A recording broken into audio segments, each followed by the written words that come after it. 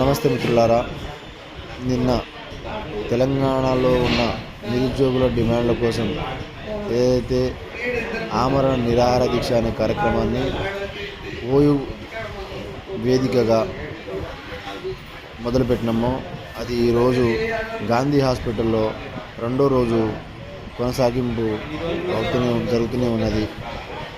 ఈ సందర్భంగా ఇప్పటివరకు నాకు మద్దతు తెలుపుతున్న యావత్ తెలంగాణలో ఉన్న నిరుద్యోగ మిత్రులకు, రాజకీయ నాయకులకు, విద్యార్థి నాయకులకు, విద్యార్థి సంఘాలకు, మేధావి వర్గాలకు నా హృదయపూర్వక ధన్యవాదాలు తెలుపుకుంటున్నా.